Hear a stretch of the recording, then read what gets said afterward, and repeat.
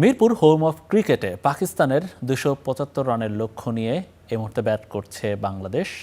তবে বর্তমানে বৃষ্টির কারণে খেলা বন্ধ রয়েছে। আমাদের সহকর্মী মাহবুব রিমন তিনি আছেন মিরপুর ক্রিকেট স্টেডিয়ামে। আমরা সরাসরি আপডেট তার কাছে একটু জানতে চাই, তার কাছে যেতে চাই।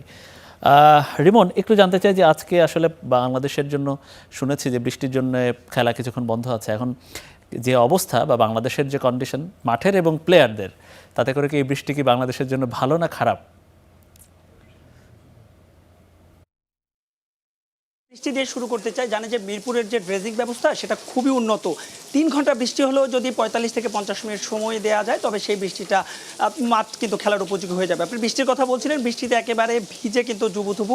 লাইভের জন্য যখন দাঁড়াচ্ছিলাম তার ঠিক আগ মুহূর্তে এখানে বড় বড় শিলা পড়ছিল, যে কারণে কিন্তু আমরা ওই একটা টিন শেডের নিচে আশ্রয় নিয়েছি। তবে এই মুহূর্তে মিরপুরে কিন্তু আলোচনার বিষয় শুধুমাত্র যে বজ্রসহ বৃষ্টি হচ্ছে সেই বৃষ্টি নয়, আরও কিন্তু একটা বড় আলোচনার বিষয় রয়েছে। সালমান আলী আগা, পাকিস্তানের টি-20 অধিনায়ক, তার যে রান আউটটা, মেহেদী হাসান মিরাজ যে রান আউটটা করেছিলেন, ক্রিকেটের একেবারে নিয়ম বহির্ভূত কোনো আউট নয়, বরং সালমান আলী আগার আউট হয়ে যাওয়ার পরে যেতে যেতে তিনি যে ধরনের অ্যাপ্রোচ করেছিলেন সেই অ্যাপ্রোচ নিয়ে কিন্তু অনেক ধরনের আলোচনা সমালোচনা রয়েছে। ম্যাচের কথা তো বলবেই, তবে তারও আরও একটা তথ্য দর্শকদের দিয়ে দিচ্ছি।